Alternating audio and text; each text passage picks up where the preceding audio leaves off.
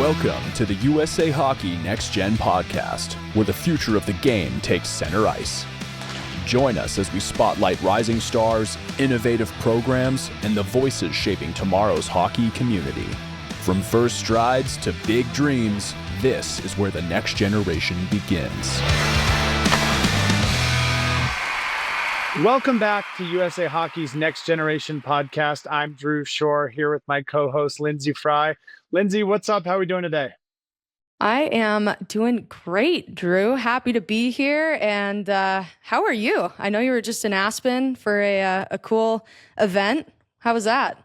The event was amazing. It's the third annual year we've done the event. The Colorado Avalanche alumni play against other alumni from every single team. A guy from Aspen, Sheldon Wolitsky, founder of the Colorado Extreme program, it has a goal of making hockey affordable for kids all over the mountain region. So they've built a rink outside, provide free hockey for hundreds and hundreds of kids. And it's just an amazing experience and an amazing weekend. That's awesome. I love whenever you get to go and play and know it's like going for a good cause. That's so much fun. It makes it a little better when you're huffing and puffing because we're not in the same shape we used to be in. And it makes it feel very purposeful to be just laying it all on the line like that, especially at that altitude. Yeah, I mean, I had 1 and 2, still got it. We ended up winning the game, but no, it was fun. It was, I think Lundqvist was taking more pictures than he was stopping pucks, but no, it was fun. And like I said, it's such an incredible event. And like I said, we raised so much money and they're just doing so much for the game of hockey. So Sheldon, thank you for doing everything you do. But Lindsey, big month for USA Hockey here.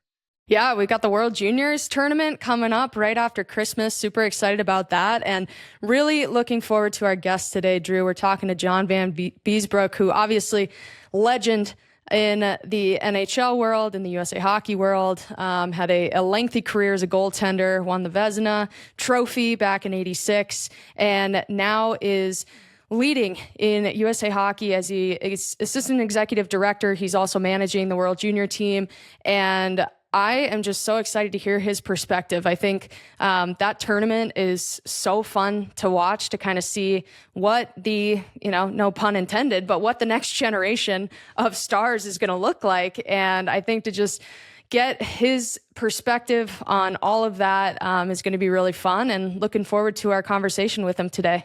Yeah, I mean, I don't think any country has ever gone for a three-peat at that tournament. USA is coming off back-to-back gold medals, and it's one of my favorite tournaments to watch. So before we hop over to John, let's check out a quick video to get us ready for this year's tournament.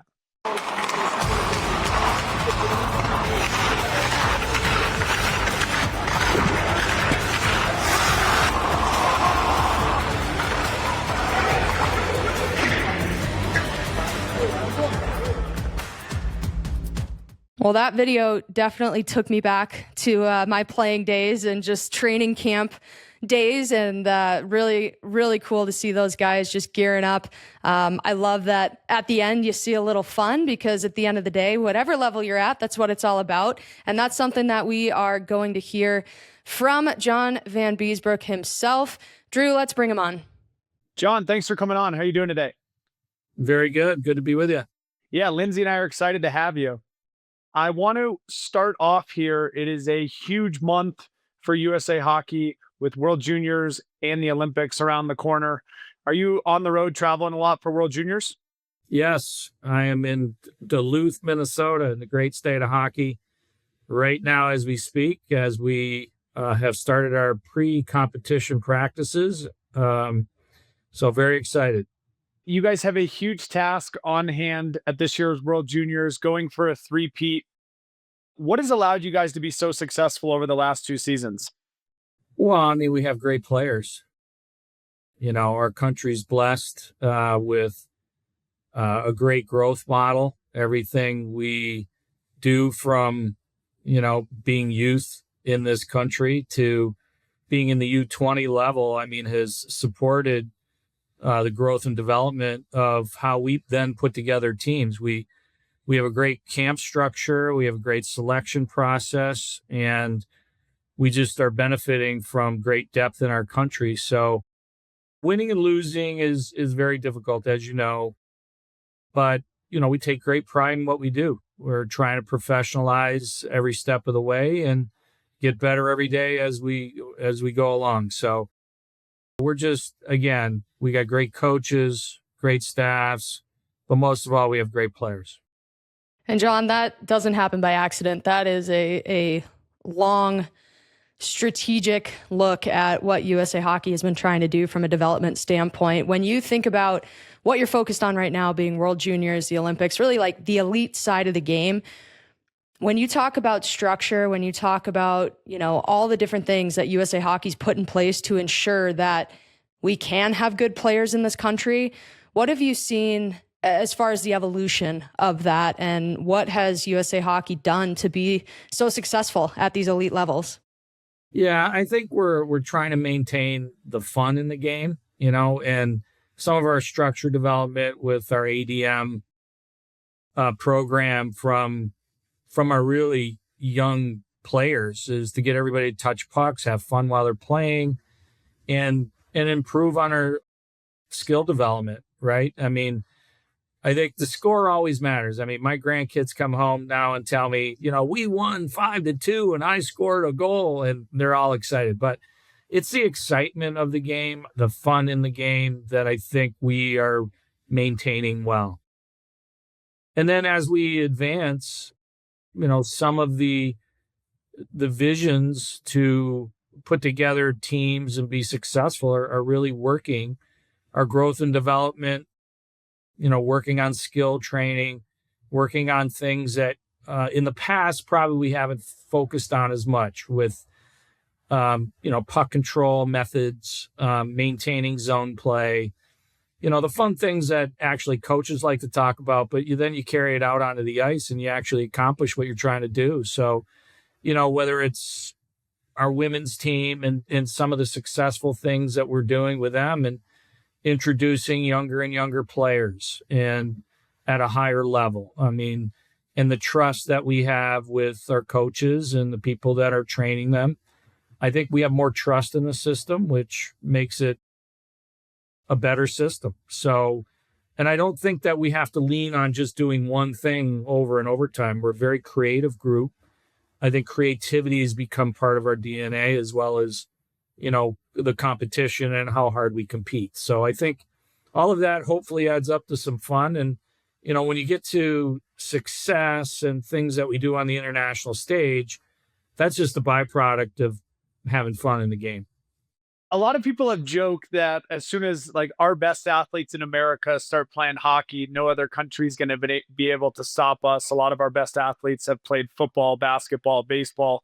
And with all the success we have lately, what has USA Hockey really done to make the game more accessible to all those young kids across America? Well, I think the number one thing that has happened in our country is expansion by the NHL to places they never thought hockey should be played. I mean, I had the awesome privilege of playing in South Florida for 6 seasons, and now we're seeing players come from South Florida. We're seeing them come from Dallas, Texas. We're seeing them come from Arizona and Los Angeles, and Pacific District is turning out to be one of our strongest districts, and they have great numbers coming out of that area. But I think that when it comes to our teaching and training methods, pointing to the ADM once again, I mean, other sports have taken on these methods in order to apply them because they're proven and they work. And when things are proven and they work, then advancement can happen and people feel like they belong. They feel like they can advance in the game and not be held back. And I believe that our open-mindedness has led to some great stories. And, we can look far and wide from any team that we have. We have some great stories that, hopefully they can tell them on this podcast in the future. And I won't ruin that kind of tease, but we have some great stories in our country for people to tell. It's so true. And coming from a non-traditional market, I love the shout out because it's true. I mean, you get the investment at the grassroots level. It takes time. It takes sometimes 20 years to find that next player, whether it be an Austin Matthews or a Jacob Chikrin or people that grow up in some of these Sunbelt states specifically. But I think my last question, and then I think we're going to have to force you to talk about yourself and your NHL career a little bit. But my last question related to World Juniors is, what have you seen change as far as the athletes themselves? And that can be skill level, that can be mentality. Just like, what have you seen for these 19, 20-year-olds over the last several years? How is it evolving for you in your position being with these young players? Well, I think my first shout out is to college hockey. College hockey is what we are in our country. We're a college-bound country, just about in every sport. But I mean, our college structure has really lent itself well to where we are having success. And because our college structure thinks about it the same way we do, with skill development and training and playing 2 games a week on the weekend, and following in a pathway that is successful for the athlete to not only play the game, but get an education at the same time. Like, what a fantastic thing. Whoever created that. I mean, we're just following in the footsteps of what has been created and trying to take it to another level of benefiting from it. And the commitment that we're getting from coaching at that level within our USA Hockey programming is fantastic. I mean, we get such great commitment. And we have such a deeper, wider bench now that we are benefiting from just great training from all kinds of programs. And, you know, below college hockey, we have the USHL and North American Hockey League. We have junior hockey. It's something that we have to look at, too, for our girls and women's side of things, that junior age group that we need to branch out and create that level that we have a bit of a gap in, and we have to admit it. We have to own the spaces that we have some deficiencies in order to do better, and be honest about it. Just take it to the next level. Well, I think that's fantastic. And I one thing I love, and then I'll pass it over to Drew to ask some more questions. But one thing I love about what you said is just the importance of USA Hockey continuing to look at where the areas of opportunity. And I think people don't always realize how massive USA Hockey is. All of the different camps, the coach development, the player development, the programming, like disciplines. There are so many things that go into running hockey at all levels in our country. And so for somebody in your position so high up in the organization to still be thinking about, okay, where can we fill the gaps and how do we continue to get better? I mean, we have every reason as a country to be feeling pretty good about ourselves right now, but we can't take our foot off the gas. And I love that comment, because I just think that's the mentality of USA Hockey, is continuing to push forward and continuing to advance. Yeah, we can't get stagnant in any of our comfort, as you put it. I mean, comfort kills, as they say. And the one thing great about all our athletes that we're learning is they don't want to be comfortable. They want to be pushed, and they're taking ownership for what they're doing, whether they're at their school or in junior hockey or with their youth and development team. Everybody is looking at how they can get better, and not just saying, hey, I need someone else to help me get better. They're taking it upon themselves to get better, which I think is a very healthy approach from our athletes and our coaches and everybody in our system. John, I got a million questions for you here with all the big events coming up. The first one is, you had an amazing career, played for over 15 years as a goalie. When you think about goaltenders on your roster, how much do you balance who you think the best goalie is compared to who's playing the best at that time?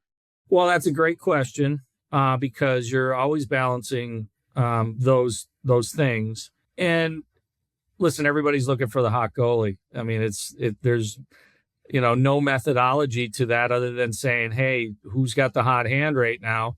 And can that person carry us to success? And that has stood the test of time for a long time. I think the other part is just how is goaltending. And from my standpoint, I look at consistency. I don't look at somebody who's really, we have to depend on this person, and unless we get that kind of goaltending, we don't win. I don't look at that approach. I think we're just asking for consistency, giving us an opportunity to take our methods out on the ice and our systems and have a chance to win. And if there's a turnover, there's a turnover. We don't have to worry about that because we have a good goaltender who's capable and consistent. And when you start thinking things in big swings in the position, I think you have big problems. We're blessed. We have great goaltending. We have size. We have ability. And we have great instruction, too, at the position. Like our goaltending instruction is starting to hit some, real good rhythms.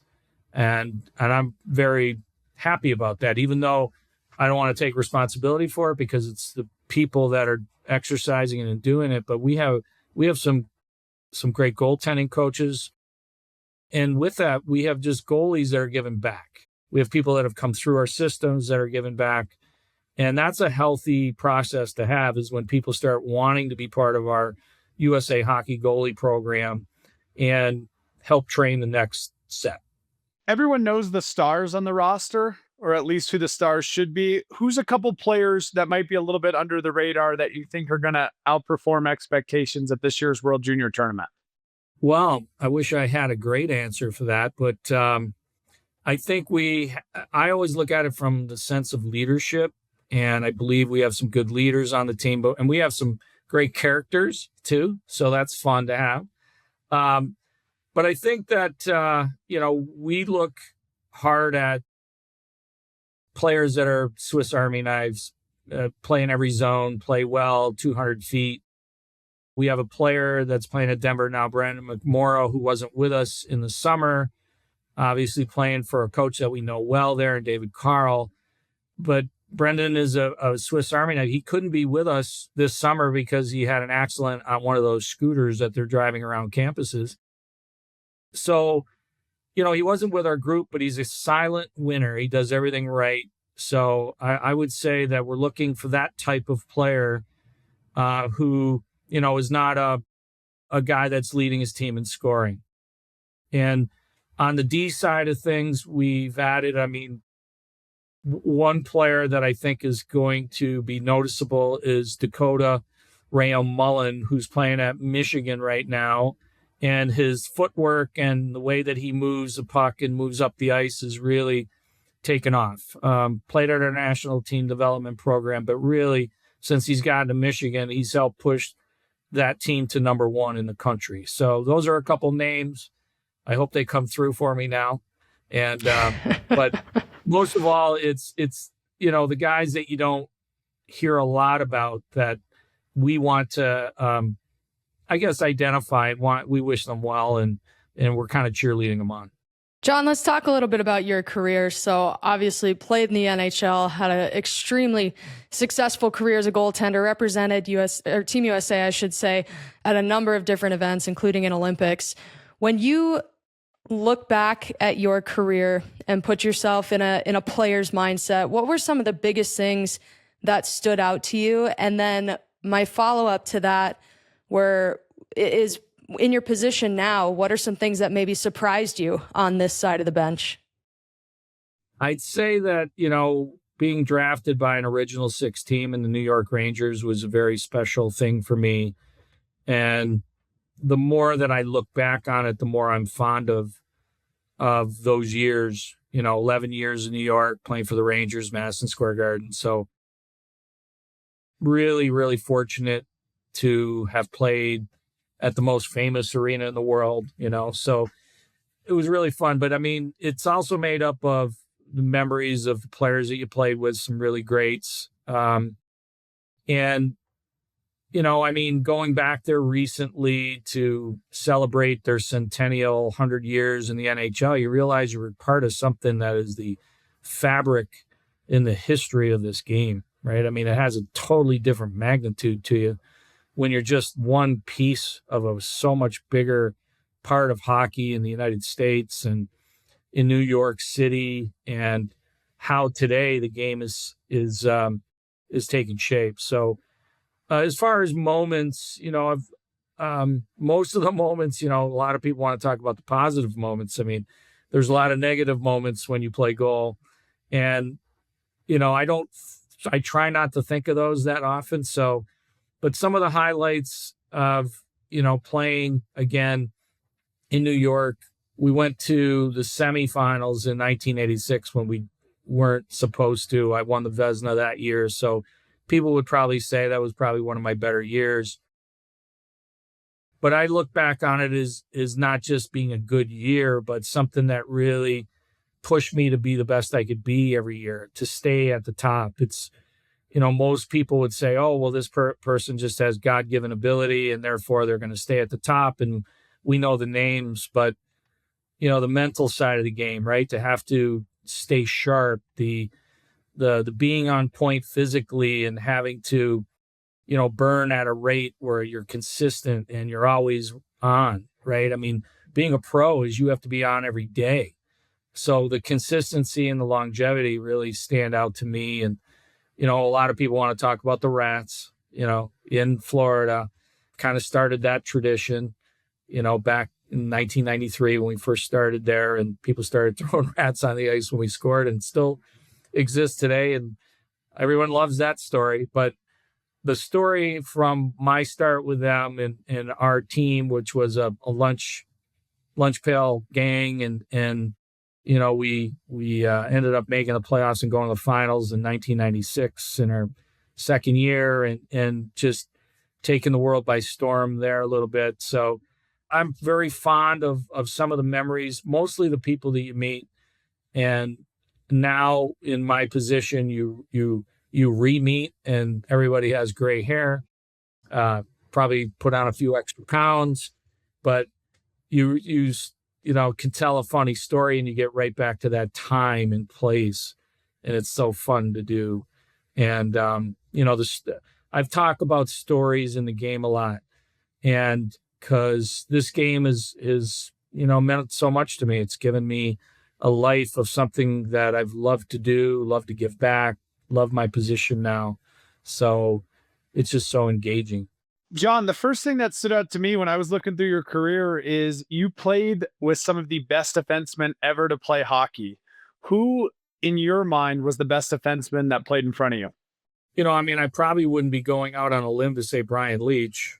His career was fantastic. But, the one thing Brian did as a young player coming into the New York Rangers is just had such great natural ability. But he was a great defender. He gets known for his points and offense and the way, but he was a great defender.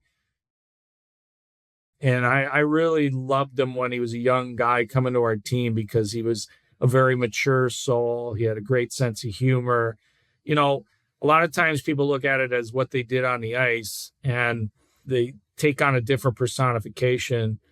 But we look at what they do off the ice in that personification. So Brian was always a natural. He was like Robert Redford in The Natural. Like, he could do everything good. He could hit home runs if he had to hit home runs. He could, make a hole in one if you need a hole in one. And that was Brian. So I would say, I was on a lot of great U.S. teams too. Chris Chelios, Gary Suter. We had some great defensemen. And, today, in this day, we're carrying on with some great defensemen too and leading the way. But being on some of the great young teams that the U.S. put forward, I wasn't part of the 96 team because I hurt my shoulder. We had gone to the finals and I couldn't turn my body around that fast to play in a end of the summer tournament. But, we showed, I think, the world at that time that we really arrived. And from that time to now, I really believe we really have taken off, and I'm very proud of the fact that I'm part of it on the management side now, because I look back to that as how a team was assembled by the great Lou Lamoriello. And now I look at it too as, how are we and I going to put these pieces together to have successful teams? And, you take pieces out of every team that you've been on in order to do that. John, I was going to ask a question about that. Just how you go about building an elite team for Team USA, whether it be World Juniors or looking at the coaches and the staff trying to build the Olympic teams. What does it take? What are the ingredients in your mind? What are like the top 3 to 5 things that you look for when you approach that process? Yeah, I mean, again, back to being blessed and fortunate to have the players, right? I mean, that you can put in position. I think we have great centermen. You know, obviously, Austin Matthews leading the way, Jack Eichel. I mean, we have 2 of the best centermen in the game. We used to have to piecemeal that and fix it around. And when we get to our World Junior teams, we've had great centermen, guys that could really score, they can pass, they can make plays. But I would say that when I first look at it, I look at who our leaders are going to be. We need leaders who are the hardest workers. You hear that a lot, and it's a cliche, I get it, but we really need that. You have to be able to focus on that and put people with players that they want to play with, and it becomes very contagious. I like to create contagious teams, people having players that want to play together and play at a fast pace that just on that alone, we can generate so much enthusiasm. You know, your scoring is hard. So, I mean, you have to generate enthusiasm in order to score. Sometimes the sticks can go cold and you need to do it a different way. But when you have that enthusiasm and that hunt mentality, and you play really fast and really hard, you can manufacture goals then. And I think we have the capability of doing that now. We look for players like that. And on the D side, we're looking for players that want to take risks, not players that don't want to take risks. We're looking for people that want to go for it and have the dynamic to do so.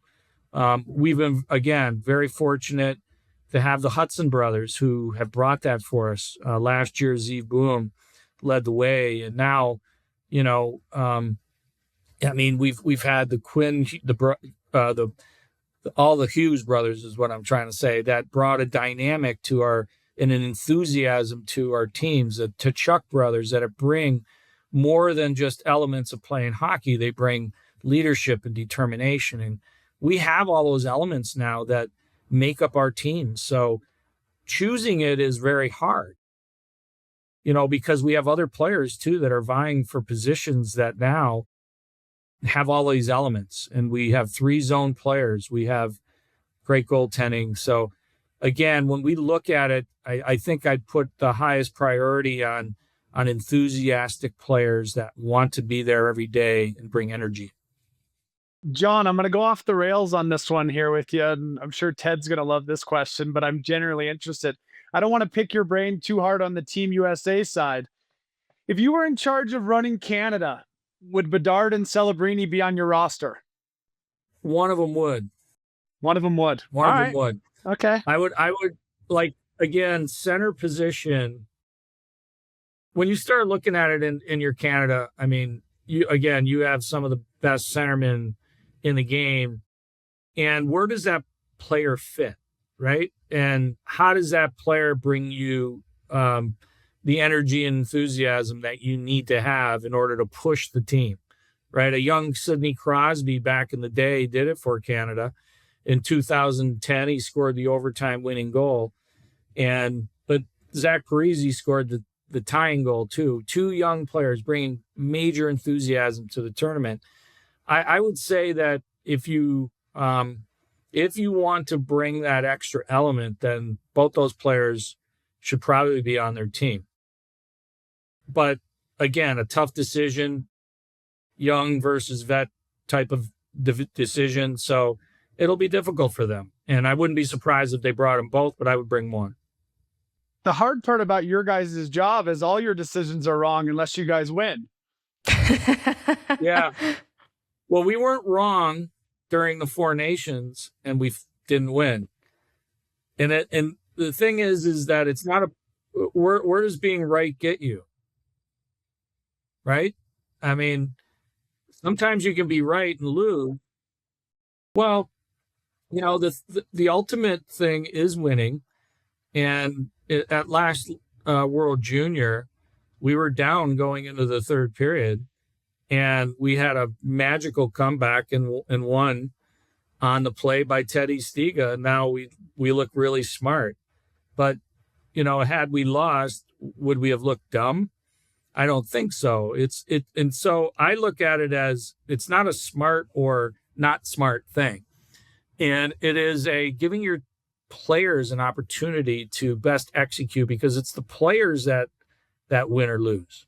And, a lot of the emphasis gets put on managing and selection and then coaching, but it's really on the players. And having lived that, knowing that in the past on a Team USA at the Olympics for the first time as in 1998 in Nagano, Japan, we were the first group through. We had a fantastic team.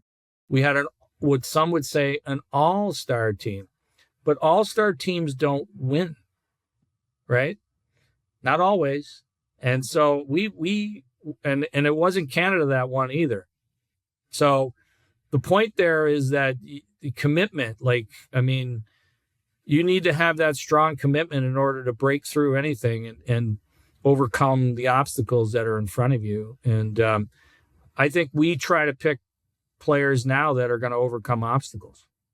Well, I think the reality too is just what you were talking about earlier. The margin between these players anymore is so thin. Given the player pool, it's almost hard to make wrong decisions when you're just whittling it down to the 20 that are going to be on the bench. And it's definitely a challenge for all of those kind of nuanced things you talked about, whether it be leadership, enthusiasm, like the intangibles that people bring. But I think, for USA Hockey and Hockey Canada and some of the other countries that are coming up, particularly on the men's side, still a long way to go on the women's side with the rest of the world. But when that player pool is as big as it is because of the intentional effort that's being put at the grassroots and everything up to the elite level, it's amazing just how good players are and how difficult I can imagine your guys' job is. One last question from me, John, is I'm just curious. You have had an incredible playing career. I'm sure guys that you played with went into working in the NHL. Maybe some of them, decided to take a little bit lighter of a post-playing professional career. What drew you to USA Hockey? Why did you want to give back, as you said earlier? And what are you doing to try to inspire other former players to do the same? Lindsey, great question. I think I was a volunteer for 10 years before I got on the staff side. And I did it because I was asked to do it by a good friend and in the game that we all know very well, Lou Vero, who said, you know what, you should really get involved. And you should get involved because you have so much to give back. And I never really looked at it that way. I had participated. I've been asked to do camps and different types of things. But once you get inside a room and you start talking about hockey and some of the things that we can do to help, off the ice, influence the game in the right direction, that was something I really wanted to participate in. I don't like big, long meetings. I don't, like to really bicker too much about things. But it was important that somebody in my position who had, reached the highest level in the sport and had some wisdom to give back now that you're done, it was important to share.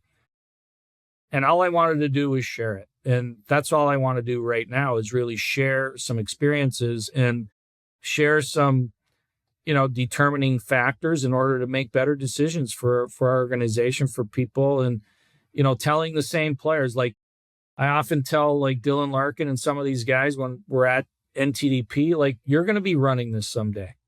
You got to think about your kids. You got to think about your future. You have to invest.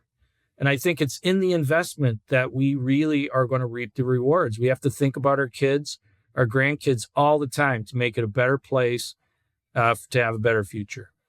John, I got two questions and then we're going to let you go. The first one is, For young players aspiring to play on the international stage for the World Junior Tournament, it was always my favorite tournament growing up to watch because it seemed like every year it was the next kind of group of stars in the NHL.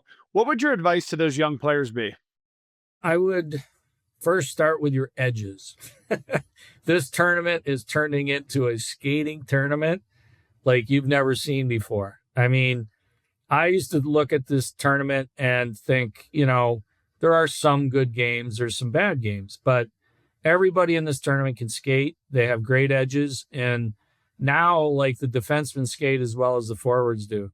So I would say work on your edges. That's the number one thing. I know it's a basic thing, but you got to have edge work in order to play at this level. And I'd say the second thing is, work on shooting the puck and the elements that you can repeat and control that you can do. Don't worry about the things you can't control. Who's picking the team? What's my coach saying? All the rest of the stuff. Work on shooting pucks just like you were told to do 50 pucks a day. Do it. And, learn, have fun doing it. I used to have a great time actually shooting pucks myself, and I turned into being able to shoot the puck as a goalie because of it. And you never know when you're going to need a skill. But for the players that actually think they're close, right? So I'm talking about, some of the basic things, but the ones that actually think they're going to be close, what separates you is whether you're going to win a battle for the puck or not. That's the driving force is if you can win battles for the puck or not. You want to be the first on the puck, or are you just going to coast in? And so we see it all the time. People coasting around, in the game. They can really skate, but they don't use it to win a race. I'll tell you right now, our players will outrace you. And if we put them we'll win every race. We're a stronger, faster team, and work on your conditioning. You got to be able to extend shifts. So for those that are really close and really want to make the team, compete, win your battles, win your races. You got to be a winner. We're picking winners. We're not settling for people that just look good and have some flair. We pick winners. I love that. Now, my final one for you is I think every NHL team who's struggling should be calling and doing everything they can to hire Dave Carle. You've spent a ton of time over the last 2 or 3 years with Dave, had a ton of success together. What about him has really stood out to you because you've worked with so many coaches at so many different levels that has allowed him to have so much success at such a young age? Well, David's wise beyond his years. So, being a young coach, I think he takes in information and he actually listens and he then applies. So he's a real leader as a person. I think he's got a young family and he puts them first. So that's another great character trait, right? When you put other people first ahead of you. And I think he does a great job of that. But his preparation for the games, I think is at a really high level, certainly at an NHL level. And the ability to get people to believe that they can accomplish what they set out to do. That's the number one thing for a coach. You have to set the bar high and you have to maintain it. David doesn't let anybody off the hook. I totally respect that. But his eye for talent, putting him in the right spots and position. Like I said, he's wise beyond his years, and it's not going to be very long before he's probably coaching a team in the NHL. Awesome. Well, we appreciate you taking the time. Lindsey and I are both going to be cheering for you guys this year at your tournament, and good luck. And I hope we see a three-peat. Thanks for having me on. I really appreciate it. Thank you. Be well. Well, Drew, what a treat to be able to listen to John, especially right now as the entire country is getting ready to watch the World Junior Tournament. I just thought he had so much wisdom to impart on coaches, parents, players, everybody that listens to this podcast, and curious to get your thoughts on it. Yeah, I thought a lot of his comments were, very insightful. I thought when he started talking about specifically the World Juniors and how much of a skating tournament it's become for young players working on their edge work. And it's cool hearing how he thinks about building rosters for USA Hockey at different international levels. Yeah, and I think skating is such, it's a weird thing because I feel like people talk about it all the time, but it still is like somewhat undervalued. But if you watch the highest levels anymore, like it doesn't matter if you're the hardest hitter, if you have the hardest shot, if you're the best stick handler, like if you can't get there first and you can't beat somebody to get into a shooting position, it's irrelevant. And I say that as somebody who my skating was not my greatest strength, and I had to constantly work at it, especially as I was trying to make the Olympic team. I was working with my power skating coach, Mark Ciaccio, and it was probably the thing that helped me make the team was elevating my skating, because that is the difference maker anymore. And I just think kids, you can take a million shots, you can stick handle for hours and hours. Those are important things, but that skating element is so, so critical. And so just to hear him talk about that and how much they value that as a trait in their players, I thought was really cool. Yeah, I think a quote that stood out to me is, I know that Sidney Crosby was interviewed after their game against the Americans at the Four Nations tournament, and he's obviously played at the highest level hockey for a long time, and he said the pace of that game was hands down the highest pace he's ever played at throughout his career. And I just thought that was pretty remarkable to hear, because he's a guy who's done it all, and I'm sure the Olympics this year are going to be even faster. Yeah, it's going to be so much fun to watch, especially with the NHL players back in it, the PWHL players playing on the women's side, and it's just going to be a really, really fun tournament. So lots of good stuff, as we've been talking about for the last couple of weeks, coming up in the USA Hockey world, different tournaments, of course, the Olympics, the Paralympics. We're so excited about it. We're going to keep hyping it up, and we're going to be talking about it more next time when we are back here on the pod, Drew, for the USA Hockey Next Generation podcast. Appreciate everybody listening, and we will see everybody next time. Thanks for tuning in to the USA Hockey Next Gen podcast. Be sure to subscribe, share, and follow us for more stories that inspire the future of the game. Until next time, keep skating forward and growing the game one stride at a time.